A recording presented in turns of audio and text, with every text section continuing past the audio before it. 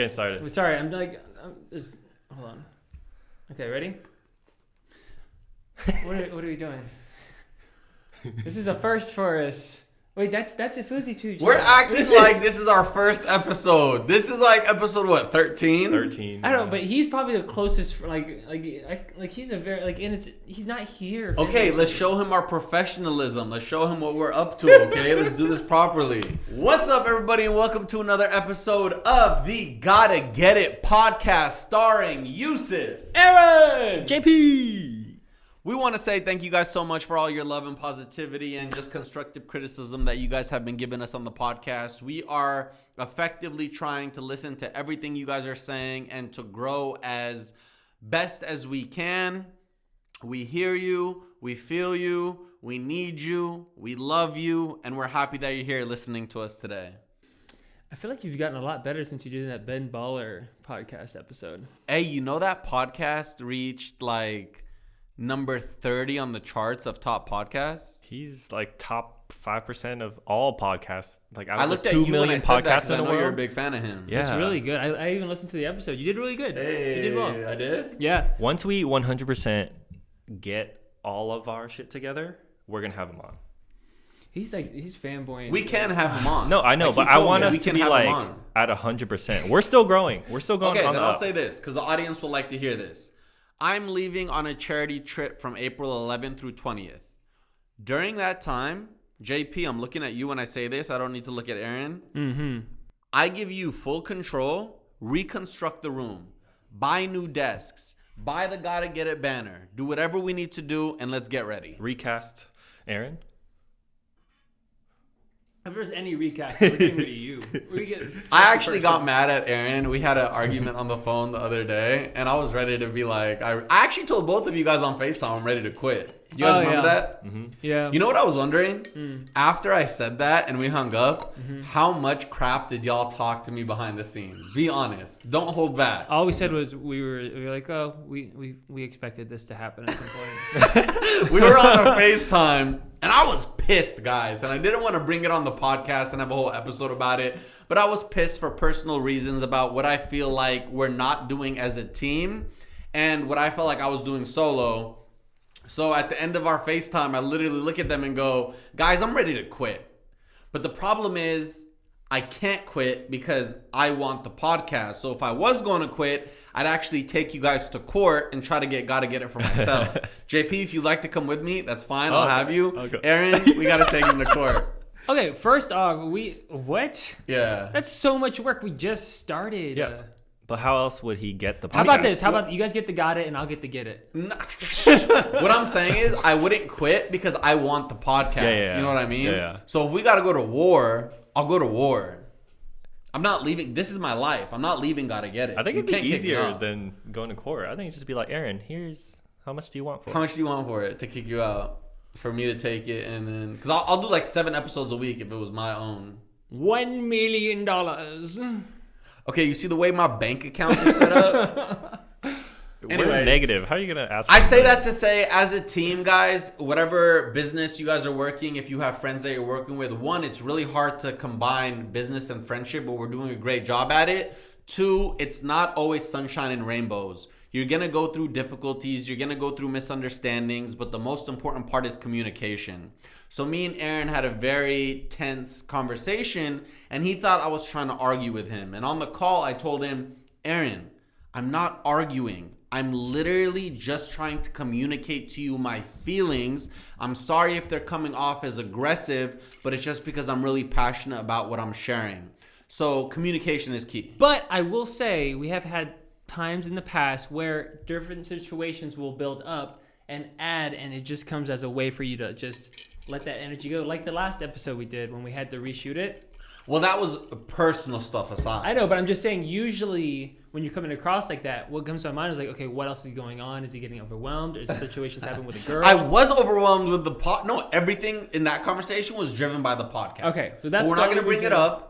But everything was driven by what was not happening within us as a team for the podcast. Okay, fair. I was just checking. I always have to double check and make sure. I'm good, brother. You're good. But you know the best part is that our next guest knows both of us pretty well. I'm excited for this. He's like our own like therapist friend. So we have a very special guest for today's episode, y'all. Very special. Before we bring him on, I want to say, and Aaron, you can speak on this too. When I first met him, he wasn't doing what he's doing now in life. I met him solely as a friend in, like, not even in the industry. I met him just as a friend.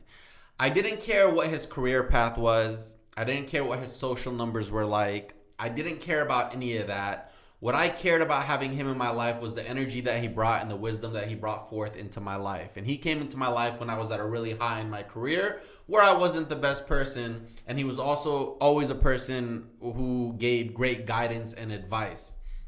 The first story I remember of him is he was filming a video at the YouTube space.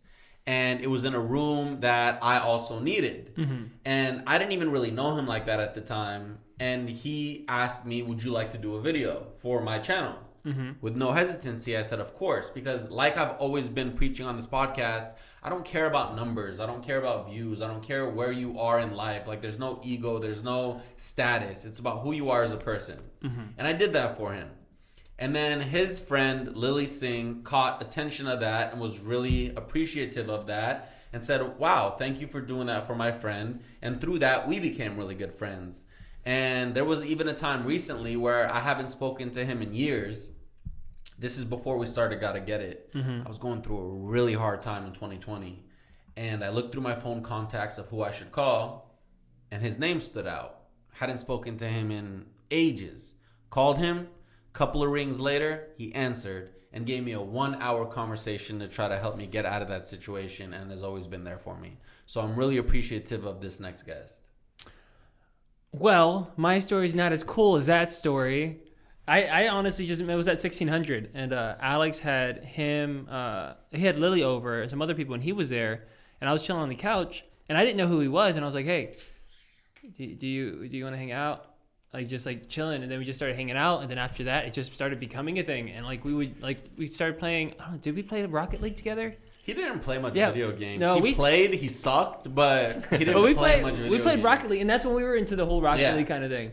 But no, we became really good friends, and then we just like talked, and like we would just have moments where we just like spent hours just straight sitting next to each other talking like a podcast. Mm-hmm. I honestly wish we would have started a podcast like back then. If we did one with him and replaced JP, I think that would be amazing. You want to replace JP? Yeah.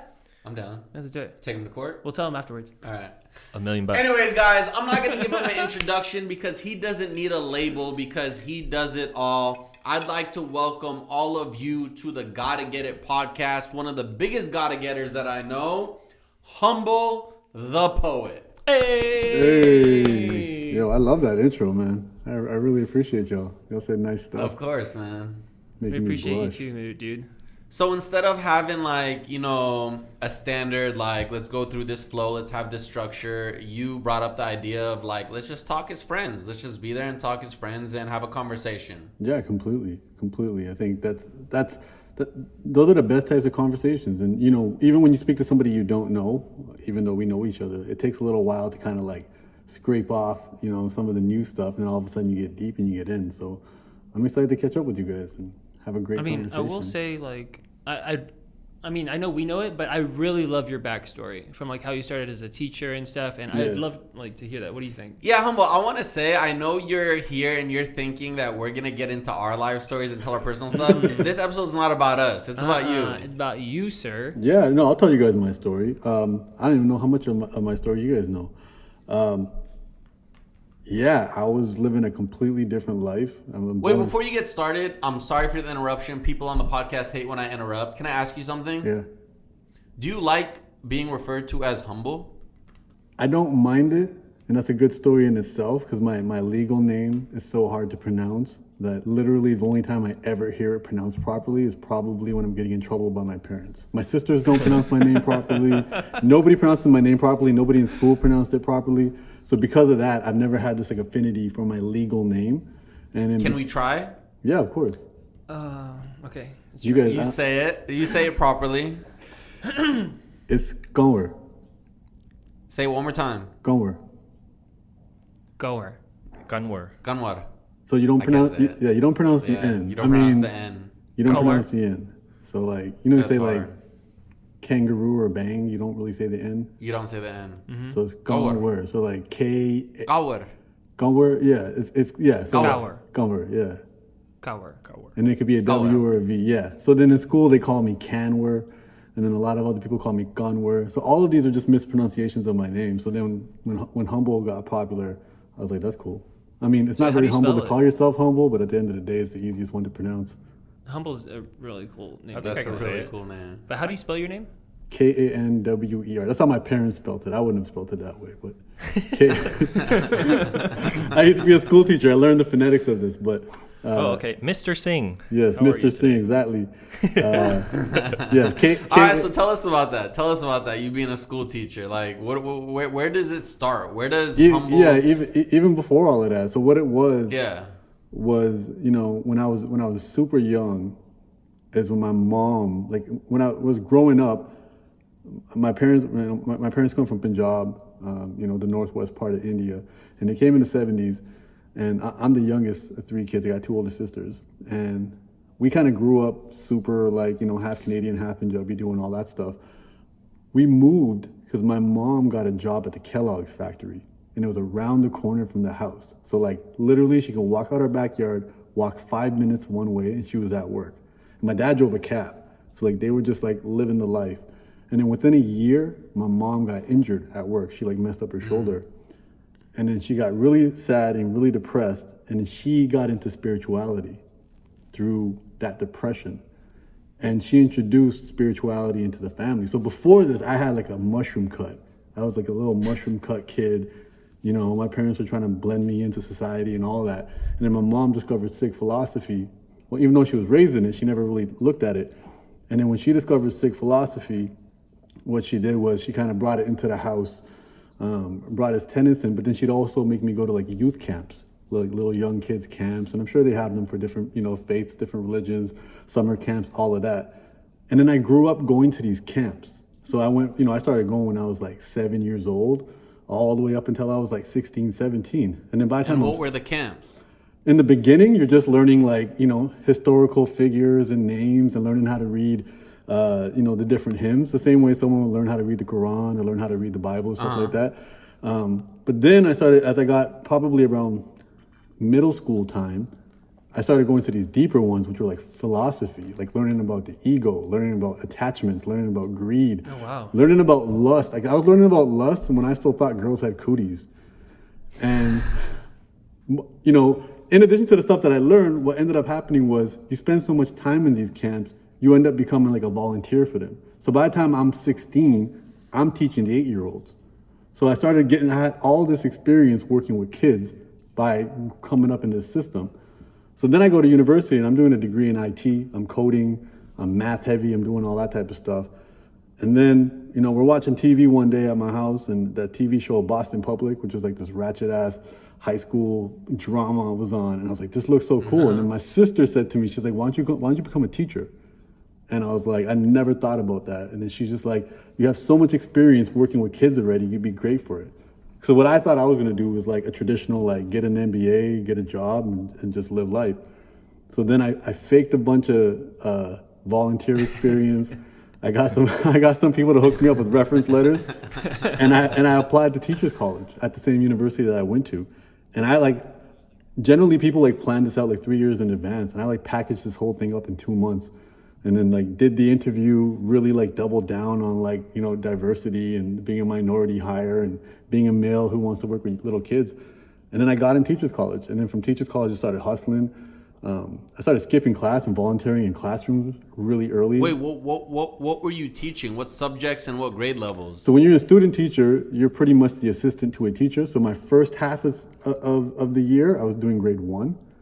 And I was doing grade 1 in a school that I actually went to when I was in middle cool. school. Yeah, and that school's in a challenging neighborhood. So it was bananas because I was teaching kids of whose parents I went to school with. Some of these girls had kids at like 14, 15. And now I was teaching their kids.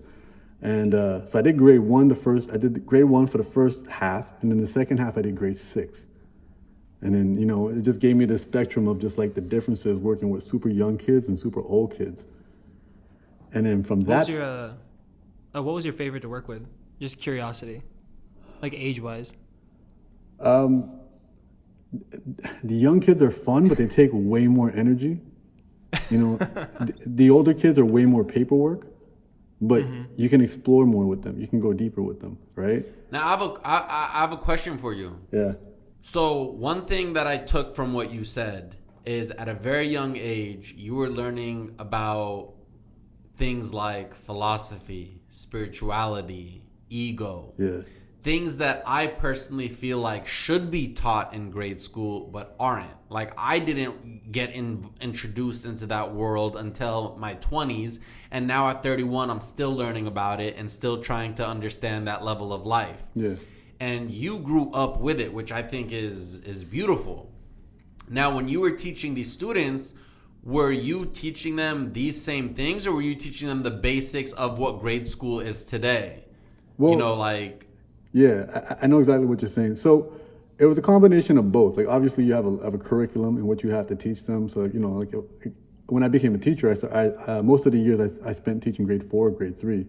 And, you know, you got to teach them how to like add double digit numbers, how to, you know, do long division, how to do, or, you know, learning about the native people or the settlers, or learning about magnets. You have to teach them all that stuff. But at the same time, like you're also teaching them soft skills. So soft skills are cooperation, communication, independent work. All of these things, you know, where you have an opportunity. So like trying to teach kids empathy, it's hard because they're not wired for it. You know, like young kids aren't really wired to give a shit. they're not, but I think It it's so develops. essential. It is It's so essential. essential to be introduced at a young age rather to Exactly. try to introduce it to somebody when they're in their 20s.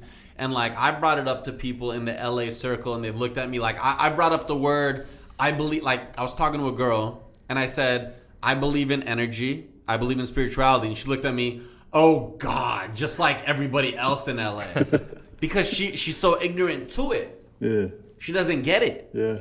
And I feel like had it been introduced at a younger age in my education system, it wouldn't have been such a far-fetched idea that I just believe in this hoopla that got made up. Like a lot of these people think it's something that's new, not understanding that this dates back to, you know, Forever. forever. Yeah. It's always been there. Yeah. So that's so dope to hear that you grew up with that, because it takes it gives so much value behind what you say, importance, and like you're not just a person who, hey guys, this is my book, which we're gonna get into because he's a self-proclaimed author, which his books are out of this world. But you have a merit behind what you say and what you preach.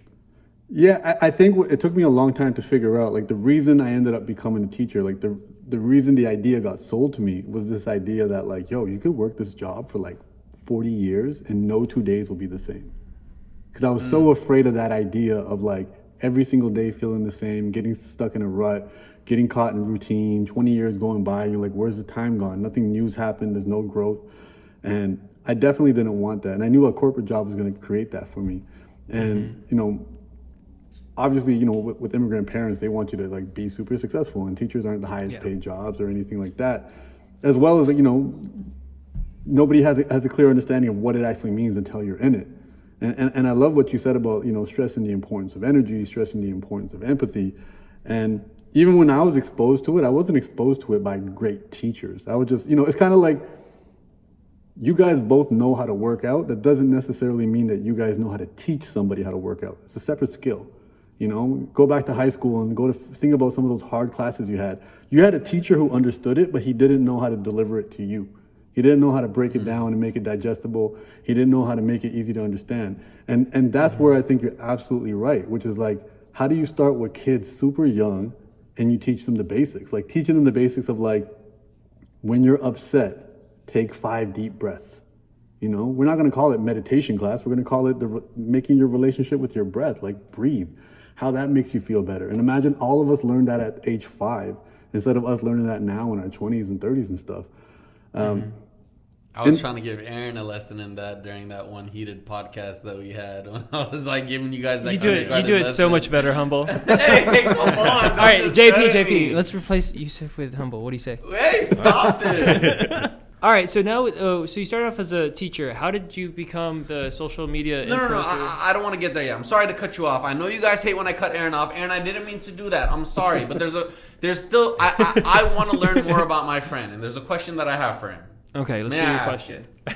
Yes, I'm you can sorry, ask it. gotta getters. I know you hate when I don't do this intentionally. It's He's just two different personalities. He's Yeah. very overpowering, and I'm very. It's not listening. even that. Alpha and beta. No, I had a Hey, question. I alpha wanna in its ask. own different way. Okay, alpha. I don't care. Call This me is a beta. perfect. Call me alpha. Whatever. I don't care about No, labels. But this is perfect because we have Humble here, and he's watching and listening, and he's going to tell us what he thinks later. Okay, but I have a question for him. May I ask it? I'll ask for permission. You don't have to ask my permission. Well, in the comments section, Oh apparently my I do. Humble. Yes. You being a teacher Yeah. and you going to the schools that you went to, which taught you things that aren't learned in the American curriculum. Yeah. How do you feel about the American curriculum and schools today and what kids are taught, and as opposed to what they could be taught that they're not taught, if that question makes sense? Yeah, 100%. Well, first off, Aaron's definitely not beta. Aaron's like a alpha wrapped in a teddy bear, but the alpha's there. Wow. See? Let's trade him out. I'm not saying Me? Fuchsi's beta. That's probably why y'all butt heads so much. Two alphas butting heads. That's probably what it is. But back to that. Let us Back know in to the the comments question. below. What do you think? Thank you, though. Back to that question. Teddy bear. Yeah, no, you know what it is? It's, a lot of people talk about school being practical, and like there's actually proof that if you teach kids, like even if we all think about our own lives and everybody listening too, especially those people who are working careers, what you'll realize is, your degree, your resume didn't play a factor in your success as much as your personal skills. Like people work with people they like to work with. Opportunities come from people who are likable. People who have persistence get farther in life than people with high education. People who stick with it, people who have work ethic. All of these things aren't really necessarily focused on in school. What they are is they're like the other side of the report card. It's like what the parents what the teacher tells the parents at parent-teacher night, but it's not what they get a grade for. And so I think from that side, that definitely needs to be focused on a lot harder. The thing with school is it just hasn't been updated. It's really the way you're looking at school right now, from everything from the timing to the bell, all of that's really designed to get kids into this industrial workplace. Because back in the days, if you went like a couple hundred years ago, especially in America, everyone lived on farms and every kid worked. As soon as they were able to work and pick up a bucket, they were working. And then when we had the industrial age and we had factories, what were you gonna do with these kids? First, they put the kids in the factories and they're like, oh shit, this is messing the kids up because the kids aren't getting enough sunshine, the kids aren't growing anymore. So then they had to start increasing the age of how old you could be to work. Because you can work on a farm as soon as you're like 5-6 years old, but you can't work in a factory until maybe you're 18, 19. And from that came like the introduction and invention of the idea of being an adolescent. Teenagers 300-400 years ago were married. You know what I mean? Now they're a whole subset of people and they're viewed as these like rebellious, dumb kids and all this type of stuff. But school was a reaction to this. Let's put them in school. And let's put them in school and let's get them ready for this work. Let's get them ready for the work day. Let's let them hear the bell so they know the day starts, the day stops. Let's let them, snitch on each other by relying on authorities to keep them safe. Let's create this unrealistic world. And then when they go out into the real world, they just get chewed up and spit out. It's like you leave the zoo and you go into the jungle and you're not really prepared. There's no talk about entrepreneurship. There's no talk about taking risks. There's no exposure to like figuring out your obsession. When we teach kids science, we'll dabble in rocks, we'll dabble in magnets, we'll dabble in doing other fun experiments. I think this is going to be our longest episode because there's a lot of questions I want to ask him. But why do you think, and you being a teacher, why are we taught these things? Why are we taught about science? Why are we taught okay, I understand why it's important to know our history and what goes on in the history books, but why are we taught about science? Why are we taught about mathematics? Because there are so many students who go up to their teachers and ask them, am I going to need this in the real world? Like, am I going to need chemistry or algebra or any of this? And the teacher will look at them and say, no. Well, Then why well, are that's not true. And so the thing is, when they're young, you're exposing to them as much as possible because they might find something they're obsessed with, right? You know, if we think about, for example, like kids that get into music, sometimes it's just you put a keyboard in front of them and then they started playing and then they fell in love with it. You know, some of the greatest scientists in the world had to get exposed to science to become that scientist, right? Same thing with historians. And now, especially in this world of, you know, niche YouTube channels, like every single one of these people who does something amazing on YouTube had to have been exposed to it. However, it's not done enough. And it's also, they don't focus on the fact that there's also the thinking process of it, right? So when you're teaching a kid math, it's not really about 2 + 2 is 4. It's really about if you got 2 apples and 2 oranges, how many fruits do you have? But then you got to level it up and you got to be like, you got 2 apples, 2 oranges, and 2 carrots. How many fruits do you have? And whenever I ask that to an immigrant parent, they say 6. And the answer is not 6, the answer is 4. Because I said, how many fruits do you have? Not how many things do you have in total. And these key words are what you're supposed to teach kids. And that's the stuff they need in real life. You know, if I gotta go, you know, buy some soap to clean my house, and this is how big my house is, like figuring that stuff out matters on a certain level, but it also creates a style of thinking.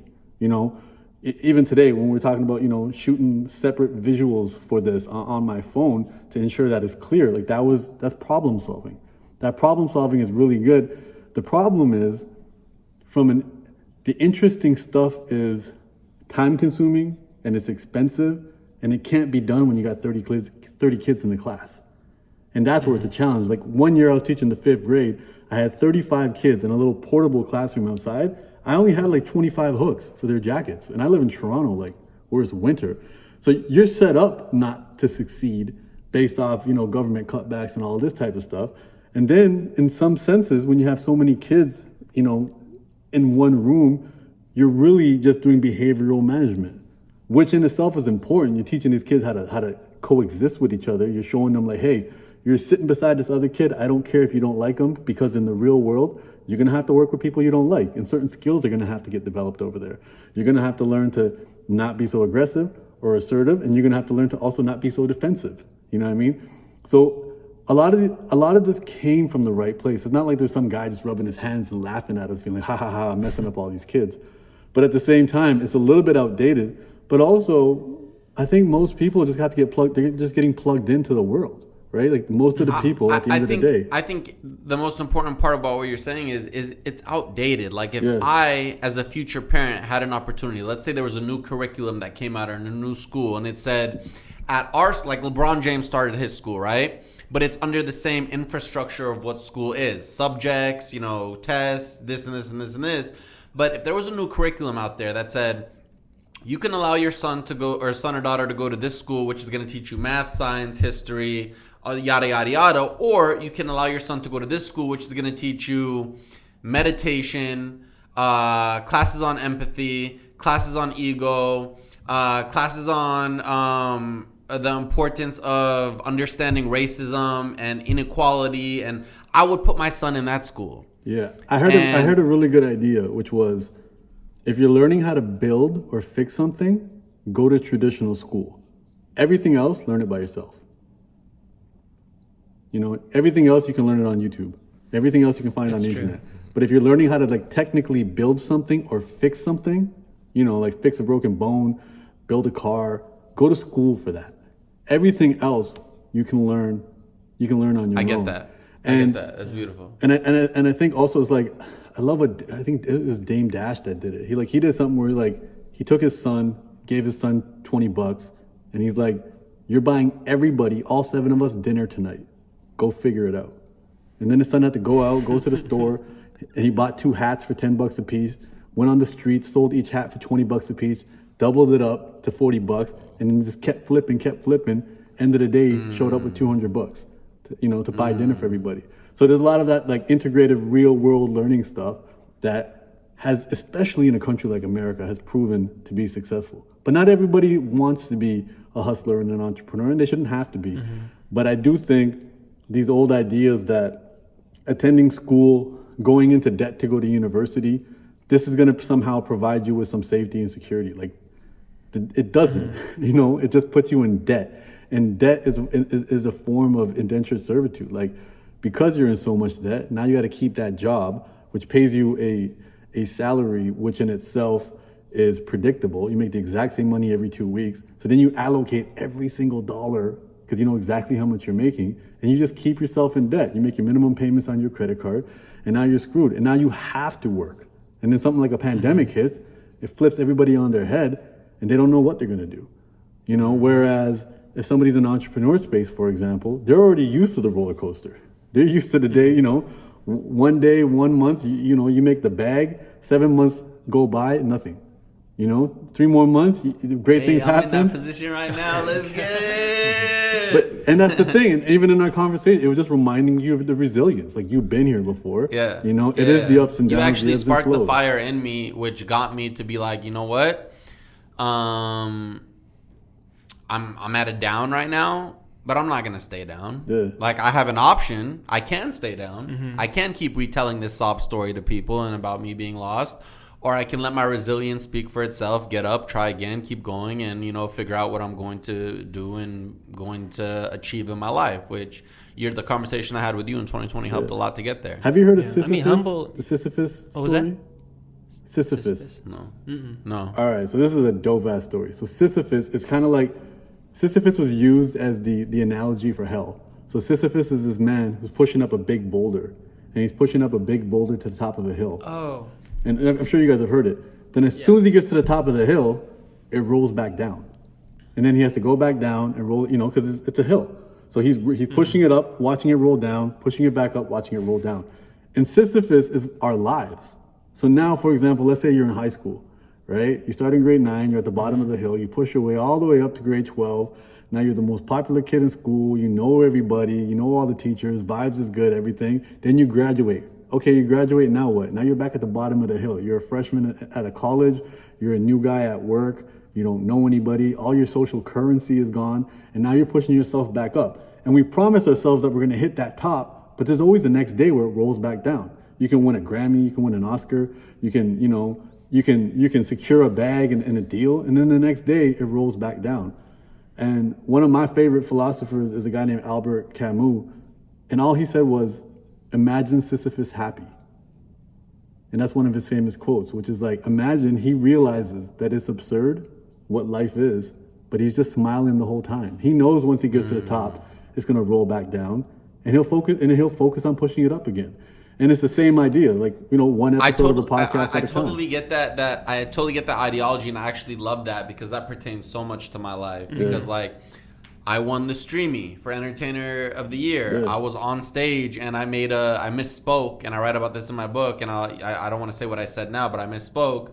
It caused a corruption. A couple of years later, my life went down, and now I understand. It's the Sisyphus philosophy. But in the story of Sisyphus, what was his objective in getting the boulder to the top? What we believe is, because most of us, we're raised in this idea that the destination matters, right? Like hitting a goal matters. The happiness comes in really recognizing that the positive emotions come from the pursuit. So the idea is he's having fun pushing the boulder. He doesn't care if it's up or down. But why not, if there's no goal for him to get at the top, why not when it goes to the bottom, just be like, I'm keeping it at the bottom? Yeah, but that's what some people do in life. They're like, life has no meaning. Why live it? No, I understand that in regards to our life, but I'm trying to understand, and I'm going to Google more on this and understand it because I love this, and this is the first time I heard this. Yeah. But what was his personal reason? So the original story of Sisyphus is a description of hell. So there is no purpose. And what I'm saying is this philosopher, Albert Camus, took this popular story and he reframed it. So what he's saying was, instead of looking at Sisyphus being in hell, try to imagine him happy. And then what he's saying is, as humans, we get to choose our boulder, but we have to have a boulder.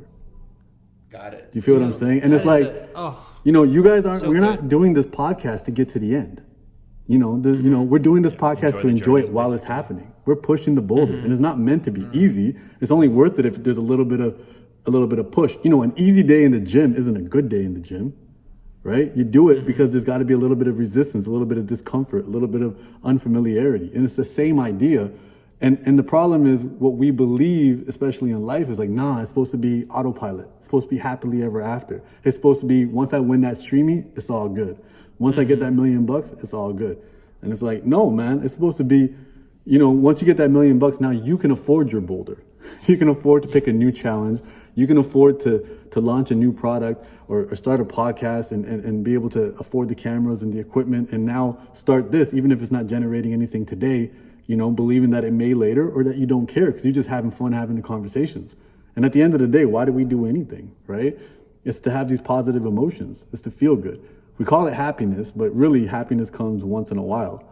But what we can do is if we start saying, yo, forget the pot of gold, let me have as much fun as possible on the rainbow. And I feel like we win. And I think that's what that Sisyphus idea is. So when I hear about you talk about the ups and downs, it's almost like, yo, I'm on a roller coaster. This is exactly what I'm expecting. Yeah, it's like that terminology.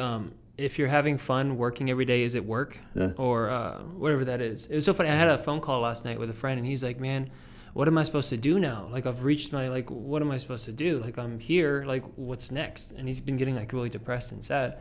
And I was like, I mean, what makes you happy? Like, what do you enjoy doing? Like, what is it that gets you up every day?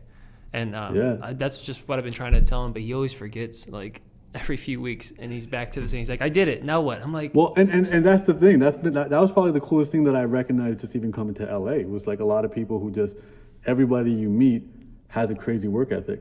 They're all working towards different things, and whether I agree with those things or not was irrelevant. It was just watching people work. So even when I was feeling tired or lazy, I'm watching all these people do their stuff and do it in great ways. But the mindset of like, I gotta hit this, like there's a finish line. There is no finish line. Your credits roll when you're dead. You should always just be working towards something. And you can say to yourself like, yo, I'm working towards this streamy. I'm gonna win this streamy. I'm gonna party tonight. Then I'm gonna wake up the next morning and figure something else to do. And I'm happy. Yeah, one it. thing I want to say about that, I have to add this point, and this goes to your friend, and if he watches this podcast, I hope he listens to this. he doesn't watch, but he listens. Whatever. A lot of people just like Hater. they listen when they're driving. Like, Hater. that's a big Okay, deal. what I learned is a lot of the times people think like what Humble said about getting to a destination. So like my goal is to get to 1 million subscribers, and they think when they get to that 1 million subscribers they made it. You don't understand that once you get to that 1 million subscribers, all right, cool, you made it, but now the real work starts. What do you do if this is what you want to do and you love? The real work starts is, if I stop now, the 1 million subscribers mean nothing. I've achieved that goal. It's done. Like, you won the streamies the next day. It's forgotten about. You're done. The real work starts in, how do I go to the next level? How do I keep going? What do I do now to make sure, like, how do I get that second 1 million subscribers? Because there's no end goal. And if your goal is a certain number, you'll never reach it, especially if you have an ego, because you're always going to want more. Like, I felt that problem. Like, I need to get 2 million. 2 million doesn't feel good. 3 million. 3 million doesn't feel good. I reached 10 million. Still depressed. But it's about, the real work starts when you get to where you think your destination lies, and that's where you really have to work to keep going. So the work really never ends, and that's why you have to love what you're doing, or else you're gonna hate what you're doing and eventually look back and say, what the hell am I doing this for? And quit, or be depressed, or realize that that thing that you thought you were chasing to achieve happiness, once you get there, it's not gonna make you happy. It might make you happy for that split second. I made $1 million. I just bought a new Lambo. I posted an Instagram picture on it. It got me 100,000 likes. That happiness is going to fade within minutes. So I hope that point came across correctly, because, man, this episode is so special to me because I can literally sit here and talk to Humble for hours. So I'm sorry, gotta getters, if I'm talking a lot, but like, I'm gaining so much from just listening to this man speak. And I could literally sit here and talk to him for hours. I'm getting hyped up again. I was like, oh. I was going to say to your friend, you know what you should say to your friend when he goes, I don't know what to do? Be like, figure out the hardest thing you could ever do and do that. What's the biggest goal you can set for yourself ever? Ever. Not the biggest goal that you can reach. What's the biggest goal you can ever set for yourself that you want to do? Like, unrealistically to him? Like, because I mean, like, he doesn't, like, he's like, me and him have a similarity where we'll say something, but we'll never be able to do that kind of mentality.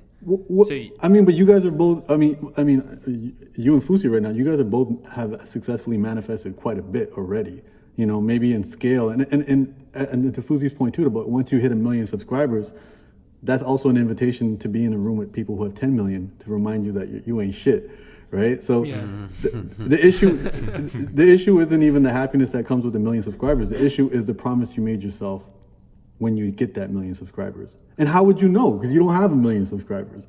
And then when you're going from 1 million to 2 million, you already know that 1 million ain't going to do it for you, but you trick yourself into believing that somehow 2 million is going to be the difference. And there's this dope thinker, I can't remember his name at this point, but he was talking about, he grew up poor in Queens, New York, and he made all these goals about traveling, earning, stuff like that. And then he hit, $100 million, did all that. And he goes, I did everything that I said I was going to do, and it didn't feel better. Then I realized the reason was I changed my life, but I didn't change myself. So, so the success of hitting a million subscribers is not the million subscribers. It's what it did to you as a person, what it did to your discipline, your mindset, your ability to adapt and adjust, your work ethic. That is the reward that the 100 million subscribers gets you. It's not the 100 million subscribers. It's that journey. The funny thing, Humble, one thing I want to say to that is you talked about what it does to you as a person, but a lot of the times what people don't recognize is, I want to bring up 2 points real quick if I'm allowed. Got a getters, am I allowed? Wait, do you think so? Yeah. I love JP gave you a thumbs up on an audio podcast. No, because we have We're visuals video too. We're video. So I'll bring up the second point after, which is be careful what you wish for in life because you just might get it. That's a quote that I made for myself. But one thing I want to say is you talked about when you get that 1 million subscribers, what did it do for you, the discipline it taught you. But a lot of people don't understand is by reaching that 1 million subscribers, you might be in a worse position as a person than you were before you had it. J. Cole said it best when he said something along the lines of, yeah, it's dope, you came a long way, but you went the wrong way. So a lot of the times reaching that destination point and thinking that you're going to be happy, be a better person and everything, you might be a horrible person. And that line resonated with me so much because I had dreams and ambitions of I'm going to have millions of subscribers. I'm going to be a millionaire. I'm going to be in Hollywood movies. And I wished for that. And the reason I tell people all the time, be careful what you wish for because it just might come true, is because nothing comes for free. It always comes at a cost. So me getting that 1 million subscribers, 10 million subscribers, winning that streamy, because there are a lot of things that I did negatively in my life at the time. I lost the relationship with my parents during that era. I stopped talking to my close personal friends. I became a very selfish person. I endured a lot of drama, put myself in a lot of drama. My addiction worsened, my depression worsened, my anxiety worsened. So yes, I got everything I asked for, but it came at a severe cost to my personal life, and it didn't make me better as a person. It actually set me back. Which I looked back a lot of the times when I was sitting in my $13,500 a month penthouse in 1600 Vine, isolated by myself. And I was actually looking back at a message from a fan that would say like, man, I wish I lived your life. And I would look at his page and he would be posting pictures with his family, having fun in a small little humble, apartment. And in my head, I was like, I actually wish I lived your life. And I miss when I was broke. Because I was a much happier, better person when I was broke and didn't have all this. So although I wished for it and got it, I didn't know what it came with. But are those two but things it also came correlated? Like, sorry, go ahead. Like are those two things like actually like I'm so humble. Like so you have all this success, killing the game. You were in multiple movies and stuff. Is that really the reason why you started like isolating yourself, getting sad? No. Because there are people who could have been in my shoes and done it properly and got to that point and not had any of the problems that I had. But everyone has a different story, way they get things. But what it did for my life and not having the guidance around me took me down the wrong path. Now learning at 31, if I could go back with the knowledge I have now and redo everything I did, I would do it so properly. But that's in hindsight. And that's why at now 30, restarting my life, starting the grind all over again, I'm looking to do everything properly this time and right and understand everything, which is why I also understand why everything happened.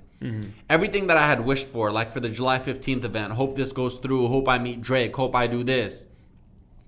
I thank God every day that it didn't come true. Because if God had given me, whatever you guys believe in, God, universe, whatever, I'm just using the word God. If God had given me everything I asked for at that time, I wasn't ready for it. And I would have self-destructed even worse than the self-destruction that happened on that date. But now, with everything that I've learned and the wisdom that I've gained through those struggles and those trials, I'm now ready for the blessings that can come into my life because I have a different understanding and belief in everything that happens. Back then, I would get a $60,000 check sent to me. I would put it on my kitchen table. I would forget to cash it because it was nothing to me. I'd be like, whatever, cool. I'm going to get a bigger one and like, forget it. Now, if I get a $2,500 brand deal, I spend countless amount of time just being grateful and thankful and blessings and happy for that $2,500 because I understand money differently now. Everything's different. But let me ask you that question then. You can't go back and do it differently because the only way that gratitude came to you is by doing it the way you did. Like listen, which is exactly what I said, which is why I said it had to happen for me to learn all of it. And you know I love J. Cole, right? And I feel like that line was a hot line more than it was, just straight wisdom because the truth is, you went a long way, you went the wrong way, but there's a lot of strength in being able to turn around versus wishing you went the right way because success is a lousy teacher. When everything goes according to plan, you don't learn anything, right? And if you're not learning anything, you're not 100%. growing, right? Beautifully said. So when it comes to like, if we say Fusi 2.0, his 20s, right? Fusi 2.0 prepared Fusi 3.0. You know what's so funny? In my next song, it goes, I killed Fusi Tube on Fusi 2.0. There you go. Literally said a line in my next song. We're on the wave, bro. We're on the wave. And I swear to God. I just think it's so important because again, it's the same idea of just like I wish I could go back and take all my learnings from today and bring it back, but that's not how it works. That's never how it's supposed to work. And that famous quote, the youth is wasted on the young, because at the end of the day, by the time we figure this stuff out, our knees hurt, and we can't eat all the food we want to eat no more. But this is a part of it. And I think what we just have to do is we have to look back at those moments with gratitude. The selfish Fuzi, the one who isolated himself, all of that was important to prepare you for this next chapter. Because now, as you said, like that Fusi wasn't able to see gratitude in a $60,000 check. This Fusi is able to see gratitude in the $2,500 check, which is preparing him to see gratitude in a $25 check. Do you feel what I'm saying? And I feel like that's all super important. So I was gonna say a joke there, but it was just so out of place. I was gonna say, why my check's gonna get lower? Why are they gonna go down to 25? Can it go a little higher? Because success is needing less, not having more. Ooh, that's good. You feel what I'm saying? And that's the thing. Like I want to tell you about my friend, and he's not a public figure, but he changed my life. My oldest friend on the planet. I've known him since I was 4 years old. He grew up in an apartment building across the street from my house. He was in my class in grade 1, and we have never been in the same class ever again. But we've been friends ever since. He got married, I want to say, in like 2011, 2012. And him and his girl were both from Toronto, and they moved to Germany, and they began teaching there and working there. And then he went to get married in Spain. So I got invited to the wedding, and I remember not having the money to go to this wedding, but having to go to this wedding. And I go to the wedding, see him, the bride and groom are doing their thing during the wedding. You kind of see them, you maybe get like 5-10 minutes to build with them, and then they take off. And then I don't hear from him for 8 years. And then I have a lot of other mutual friends with him, and I casually bring it up to another friend, and another friend's like, here's his updated number, you should have a conversation with him. And we had a conversation, and he explained to me how much shit and mud he went through in those 8 years in terms of addiction, in terms of substance abuse, marital problems, health issues, everything. And how he just was lost. And when I was talking to him now, he was a year into, living a post-divorce life. He had just been homeless for 6 months, and now he just finally got a place, sorted himself out. So I go to Germany, I go to Berlin, and I visit him, and I shit you not, fellas, I met the happiest man in the world. The happiest man in the world. At this point, this guy has been sober for 4 years. At this point, he's been off porn for 5 years. And I was sitting there like, what's wrong with all of that? And No judgment. He's not reading any spiritual books. He's not doing any spiritual practices. He lives all by himself. During the 8 years of him just being in the dirt and the mud, he just didn't upgrade his life, never got a smartphone, didn't even know what social media was. So when he sees me, he's got this like crappy phone that couldn't download Instagram if he wanted to. Only knows about Instagram by its name. But he was living life on his own terms, and he was so happy. He was spending maybe 25% of his income on his life, saving the rest. Every summer, he would spend half his summer farming in Portugal, the other half of his summer teaching in Palestine. Okay? But here's the thing, you gotta remember, he's not in social media. He doesn't even have it. So there's no for display purposes. There's no one to show, right? He's sober. There's nobody keeping him accountable. Like there's nobody, none of his friend circle lives there. And what he explained to me was he had to go through therapy. He had to do everything to get better. Even after 2 years after getting sober and better, his wife still left him. And because of the work that he did through therapy, he survived it. She kicked him out of their home. He had to be homeless for a bit, couch surfing, sleeping wherever he could until he can get set up. But what I realized about him was he did the work and he found the tools and he created a life that he wanted to create. It wasn't the most extravagant life, but it was a happy life. And at the same time, like, you know, he wasn't some monk. Like this guy still, you know, we go to a restaurant, he'd eat 2 full meals. And, you know, when he was single, he was enjoying Tinder on all levels. Like he wasn't this self-righteous dude either. But what I learned from him, and I went to see him back-to-back Christmases before the pandemic hit, is he found authentic peace, so he wasn't chasing pleasure. And it was really interesting. Like he legit found peace and he wasn't chasing pleasure. A Friday night for him would be visiting friends who were doing stand-up comedy at an improv club, or going to another friend's house for dinner. Simple things. He had an iPad now and he was watching sports highlights. And it was just really interesting from the standpoint of just like the simplicity of it. And again, like at the same time, he's not superhuman. I showed him Instagram. You show him 3 girls on Instagram, I could see his eyes getting wide. It's like giving a kid potato chips for the first time. Like they may never. I never shouldn't had that hear much this salt. story because I'm gonna end up moving out of the country and like living in my own little hut and doing what I want. And he lives in a peace. major city, and he lives in a major city, which is like, you know. He lives in he's sober now, but he lives in a city where like the drinking age is 16. He lives in a city where prostitution is legal. He went through all of that. And there's a great quote, I think it's by Carl Jung, which is if you want to go from a bad place to a better place, you have to go through a worse place first. And I feel like that's what he ended up doing. And he really taught me a lot because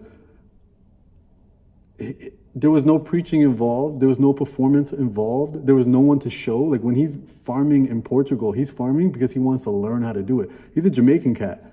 And then the thing was, he grew up without a father, and he discovered his father in his 30s. Like when he was in his 30s at rock bottom, he's wanted to find out. He thought his father was dead, and he Googled his father, and he found out his father worked at an addiction clinic.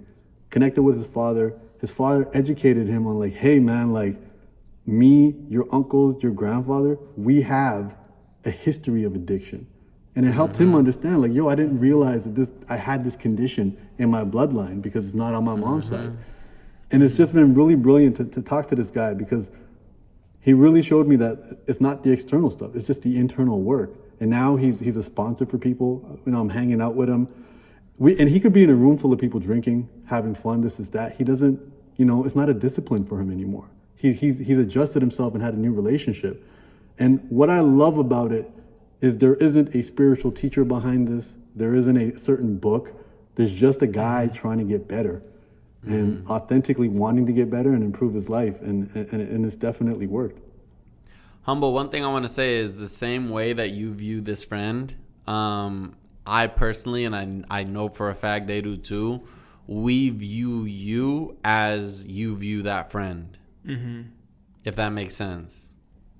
Yeah, I get it, and I received that, and I appreciate it. I mean, I'm still, you know, I'm still in the thick of it as everybody else, and I think I ain't calling you perfect. I ain't saying you got your shit together, down pat, whatever. I ain't trying to hear to blow your head up, but I'm just saying the wisdom that you share and just the authenticity that you give, and like especially you being so disconnected to this LA world, even though you lived here for quite some time.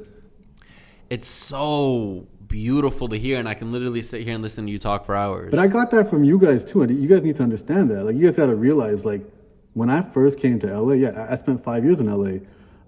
When I first came there, like, legit, like, I didn't even have $2,500, and I remember, the first time it was in New York. Neither of you guys were there. That was the first time I met Alex, and me and. We don't like that guy. We don't talk about him much. He just interrupted us. But you know what it was? It was I was with Lily, and all it was is she went to Brandcast, and she was popping so much that she was able to give me all her credentials, so they let me in. I didn't have any subscribers or anything. I was wearing all Lily's ID badges and everything, so they let me through because she didn't have to wear hers that night. And then at the end of the night, the Raptors were in the playoffs that year, and everyone was invited over to our room to watch the game, and it was like Timothy De La Guerra. I was in there with you. Huh? You were there. I was in the room. You were with that shot. You were there. With that shot. The Kyle Lowry shot. You don't even remember. Yeah, no, I thought he meant I was drinking. I was like, no. No. That's not what I meant. Kyle Lowry took that crazy shot. Yeah, I was in the room. Okay, so that was the first time I met anybody. You, Lauren, Timothy, Alex, everything. And I just remember with Alex specifically, he was just like, yo, you ever come to LA, come chill. And then we hosted like one basketball game. I believe you were there because when we were in the same condo. And after that, he invited me to 1600, and I learned about the whole 1600 vibe. But that's when I started noticing. I was like, oh, snap, like these are like young people with a lot of money, and this is where I want to be. But, as you get deeper with people, like, oh, snap, like there's a lot of problems that money can never solve. Mm-hmm. And why am I going to spend so much energy and time waste? And at the same time, too, also Lily was telling me this. Lily was like, look, don't come here to play the game. Don't come here to network. Don't come here to do any of that. Come here to get better at whatever you're trying to do. And if you do that, you're more than welcome to staying here as long as possible. Because I feel like, she believed in me. And also for her, she just wanted to have somebody that she could trust around as well. And, she held that space for me to kind of figure my stuff out. So I didn't have to play a game. I didn't have to, quote unquote, play the LA lifestyle. I didn't have to be performative. I didn't have to show none of that stuff. But it was also, and I was telling somebody this yesterday. I was saying, I sometimes, other than my childhood friends in Toronto, I'm talking about new adult friends. Because I live on a different side of the city right now. So I'm making new friends in my neighborhood. I had way more authentic friends in Los Angeles than I do here. Because over here, and it's true, because especially, there's a big lesson that I took from you, Yusuf specifically. You used to say, back then, you're like, yo, you used to say back then, I don't care about numbers. I'm only working with people I like. And you meant it, and you actually did that. And I remember explaining, I was like, when I was in LA, I had the least money, the least followers, the least clout, the least everything, and everybody was still inviting me everywhere. And everybody was asking me to be a part of their projects, knowing that they were offering me more value than I was offering them by being in the projects. And everybody just wanted to be around me because they actually liked being around me. And then meanwhile here, like recently, within the week, I'm hanging out with some people, and a friend over here is on the phone just saying, hey, I'm friends with Humble the Poet. I can get him to do a drop for you. I can do this. Yeah. And I forget this because, again, I was in LA for so long, and I was never looking at myself in terms of clout and fame because everybody had more than me in every capacity. Then I come here, and it's like, I get it. Like, my status is a little bit higher. I went from a C to a B- level celebrity or whatever. And I was like, snap, that never happened in LA. When people called me over, they wanted to hang out. You'd be surprised because you're telling me the story of you get invited to all these things. I'm in a position right now where I was at the top, and now I'm nowhere near there. I could tell you endless stories off of this podcast how much I'm treated differently from creators in this space. But those are those specific people. I'm sure, who was my squad? My squad was Aaron, Alex, Guppy, you. Yeah. You know what He I mean? named Like, Guppy. Did you know that? Yeah, it wasn't big. You know what I mean? It was Really? Yeah. This was like OG 1600 Vine. Yeah, you know? yeah, and then, yeah. And I'm just saying, like, it's not all sunshine and rainbows here. Oh man. no, Like, I'm not lost on that. And I never got into that world. You know, I didn't even, Yeah. I didn't have to. I was fortunate because at the end of the day, you know, I was staying with Lily, and she really wasn't playing that game in different ways as well. But you know, she would always just say to me like, you know, invite me out anytime you go to 1600. I'm not going to say yes, but just invite me so I know that, you know, you still want me to be there. Yeah. And I would just invite her, and she was just like, you know, she's a workaholic, so she would always just work. There's a question I could ask about Lily, but I'm not going to get into it on this podcast. And I have one question I want to ask that people have asked me, but I feel like you'd probably be better suited to answer it. Go for it. So you want to go first? Which one? I'm not asking my question. You're not going to ask it? I'm not asking. Okay, so my question is, everyone's like, so all my friends back home, all they ever see as far as YouTubers, unless they're watching a particular YouTuber, is all the drama and all the people who are like just what do you call it? Burnout. Like people are like, why are you doing it if it's so bad? Why are you doing it? Why are you living there and all this stuff?